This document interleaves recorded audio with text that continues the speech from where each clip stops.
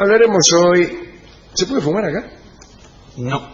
Entonces hablaremos del tabaco en Inglaterra. Perfecto. Los primeros europeos que vieron fumar no fueron los ingleses, sino los españoles.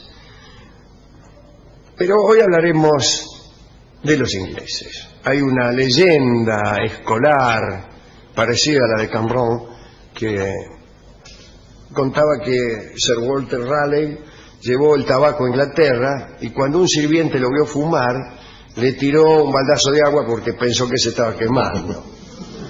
Parece que es falso esto, es una comodidad escolar. El primero que llevó el tabaco a Inglaterra fue el pirata y negrero llamado Hawkins. Este pirata observó que los indios de la Florida fumaban y él mismo y sus hombres adoptaron la costumbre allá por el año 1562. Algunos años más tarde fue Francis Drake el que conoció este hábito y lo llevó a Inglaterra. Cuentan que cuando ancló en las costas del Pacífico, cerca de San Francisco, salieron a recibirlo unos indios que fumaban. El hábito de fumar se extendió rápidamente por Inglaterra y los ingleses adoptaron la pipa como utensilio único para tal fin. Eligieron ese modo de fumar en lugar del cigarro, que es el que adoptaron los españoles, pero porque es lo que le habían visto hacer a los indios. O sea, cada pueblo adoptó la costumbre de los indios que vieron.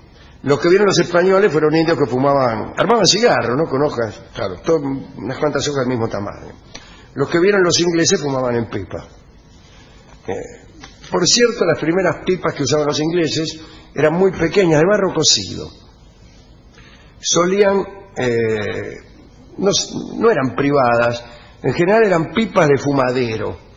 Cualquier palabra que termine en ero me da mucha gracia. Esta casa es un fumadero. Bueno, y tantas más. Paradero, chacarita, etcétera. Todas las demás son graciosas. Bueno, los fumaderos eran lugares que empezaron a aparecer para atender a los nuevos aficionados.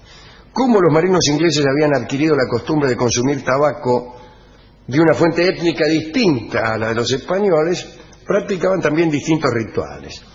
Los ingleses incluso desarrollaban sus propias justificaciones para utilizar tabaco. Algunas de las razones aducidas eran médicas, en especial la presunta capacidad de la planta para provocar expectoración. Y esto los médicos ingleses lo consideraban muy saludable en climas húmedos como era el que ellos mismos tenían, ¿no? Los indios, que eran mucho más sabios que los médicos actuales, no va a comparar, como todos sabemos, ¿no? Fumaban porque les hacía bien. ¿O usted va a creer más en el doctor Finoquieto que en los chamanes? Así que el tabaco hacía bien. Esto lo sabían los indios y ahora nos mienten. Sí, Todo esto que sale en la televisión, que esto y que el otro es mentira. Sí, pero ¿no le parece que...? No, es mentira. Mire los indios. Sí, no los veo. Fumaban totalmente. Bueno, otros argumentos favorables para fumar era la supuesta propiedad embriagadora. Esto despertaba mucho interés en los tiempos isabelinos. Se le llamaba incluso al fumar beber en seco. Mirá, parece que se emborrachaban, o a ellos les parecía eso. ¿Y fumarían la planta de tabaco? ¿No? Sí, podría ser fumaban eso. Pero a ellos les parecía que se emborrachaban, y que a uno le parezca que está borracho, esa es la embriaguez. Aunque me doy cuenta de que no, ahora en este instante. Muchas veces el borracho niega en forma pertinaz, sí, claro, que lo está. Así funciona con los locos. Yo estuve hablando con muchos psicoanalistas y personas que estudian estas cosas, y me han dicho que para saber si un tipo está loco hay que preguntárselo. Pero ¿y si dice que no? Si dice que no, evidentemente está loco. claro. Me lo han dicho personas que incluso interrogaban durante la Inquisición. Si el loco dice que sí, también está loco, naturalmente. Claro. La afición al tabaco pasó en poco tiempo de ser una curiosidad a ser una verdadera locura. Y esa locura sí puede atribuírsele a Walter Raleigh. Más que llevarlo a Inglaterra, él inventó una especie de moda que todos imitaban. Era, como hemos dicho alguna vez, un dandy. Y hay cosas que se dicen que son muy interesantes. Por ejemplo, ¿fumaba o no fumaba Isabel I? Unos dicen que la reina, ya vieja, casi sin pelo y con una dentadura detestable, era feísima. No era como Gene Simmons, era muy fea. Lo cual no importaba a los efectos políticos. Bueno, dicen que fumaba en pipa. Sin embargo, muchas personas, entre ellas este que habla, sostienen que la reina detestaba el tabaco. Ajá. Y el tabaco Virginia se llama tabaco Virginia por la reina Isabel I, como usted sabe, reina virgen, y el territorio de Virginia en los Estados Unidos fue nombrado así en honor a la reina, justamente por Raleigh, que era un poco una especie de novio ahí que tenía. Y el tabaco tomó también ese nombre. ¿Por qué si la reina detestaba el tabaco? Entonces ya los otros, a lo mejor no detestaba el tabaco, y es cierto lo que decía el otro señor, que dijo que vieja sin pelo y sin dientes fumaba en pipa, que era lo único que le faltaba.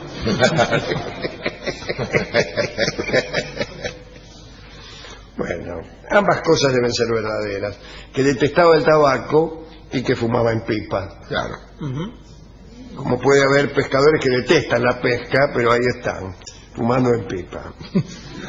De todos modos, Raleigh fue novio de Isabel, siempre contamos la misma anécdota que es esta. Isabel va a cruzar un charco y Raleigh se saca el capote y lo pone, establece una especie de puente de Casimir sobre el cual Isabel se deslizó cómodamente. Los rituales de los que hablábamos para el fumar en Inglaterra. A veces algunos fumadores iban al teatro cargados de pipas, con una serie de valijas llenas de aparatos. Eran tantos los accesorios que, por ejemplo, una caja, una pipa, un cuchillo, las tenazas, pisones, yesqueros, etcétera. Y a veces necesitaban que un criado les llevara toda esta porquería.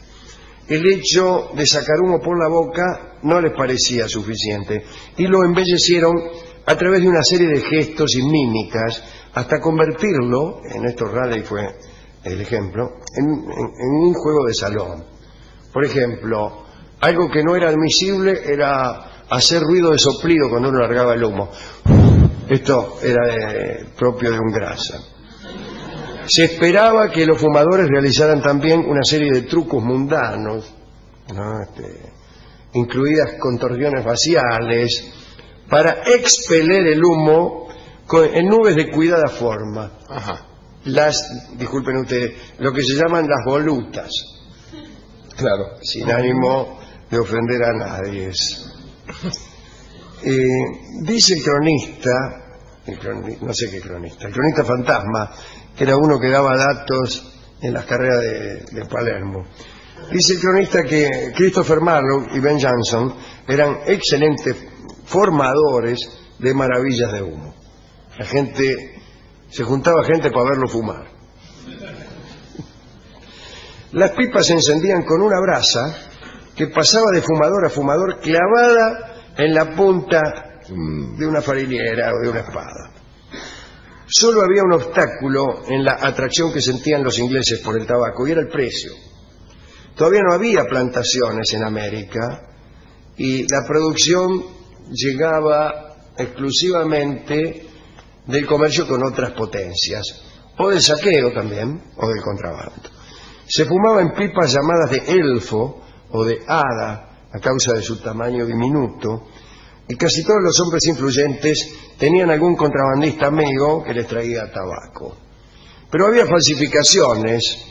La mayor parte del tabaco que se fumaba era una mezcla apestosa que, según Johnson, tenía olor a vino avinagrado y a ropa interior sucia.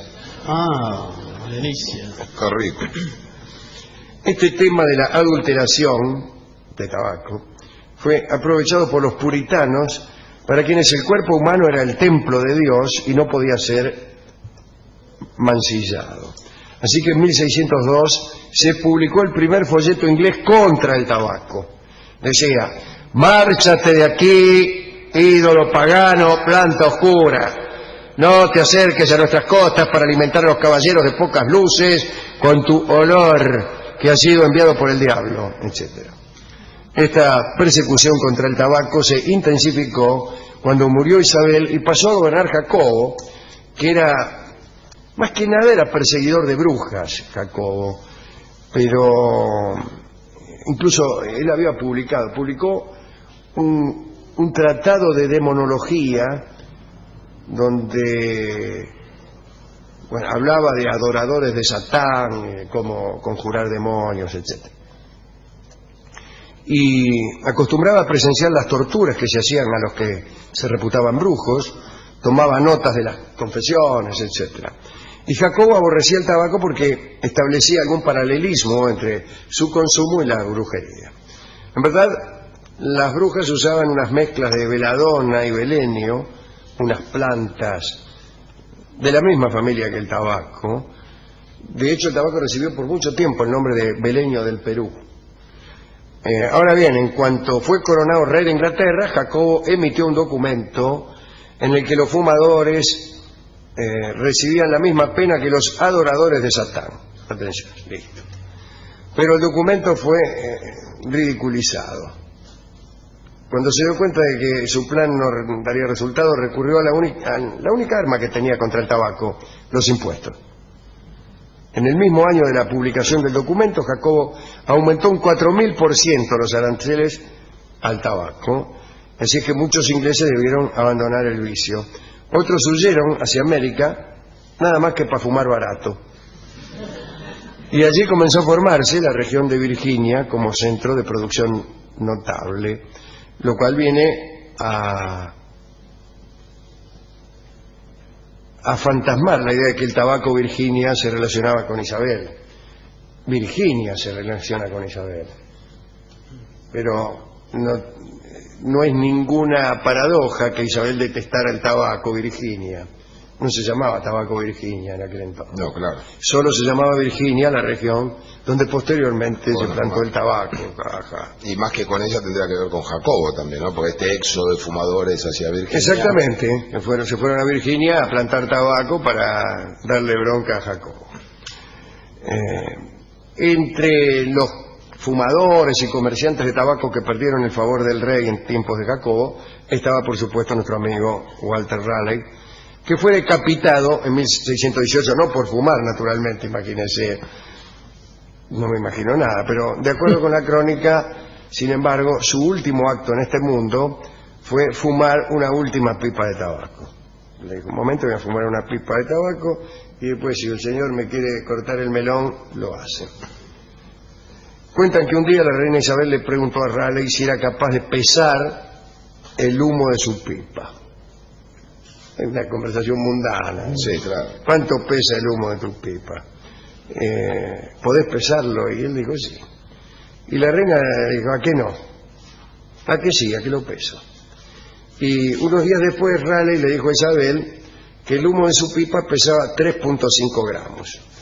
La reina quiso saber cómo había hecho para llegar a esa conclusión y la respuesta de Raleigh fue la siguiente: he pesado el tabaco antes de empezar la pipa, luego pesé la ceniza después de haber fumado, y la diferencia, 3.5 gramos, es el peso del humo.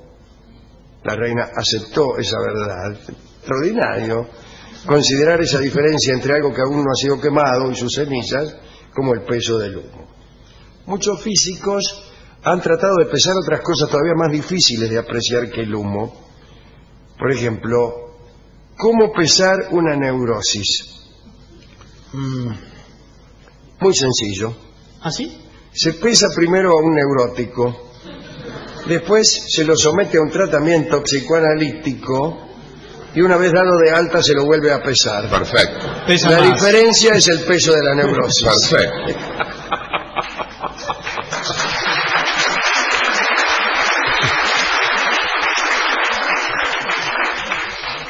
Bueno, ¿a quién podemos dedicar esto? A mí me gusta Raleigh, que además fue viajero, anduvo buscando el dorado en Sudamérica. Y también a nuestro amigo Freud, hablando de neurosis, que fumaba mucho en pipa. Es verdad. Incluso la idea que tenemos de Freud mucho se reduce a eso. Sí. ¿Quién era Freud? Un señor que fumaba en pipa. Levanta la mano el alumno Frascadelli. En la discoteca hemos buscado un tango sobre el tabaco. Rápidamente nos dieron el tango Tabaco. La Claro, primera vez ahora que sí, tenemos ¿eh? tanta Sí. suerte. Al fin, esto es 100 sobre 100, ¿eh? Nada. Esto es literalidad, no es Claro. la metáfora, como siempre. Usaremos la versión de Libertad Lamarque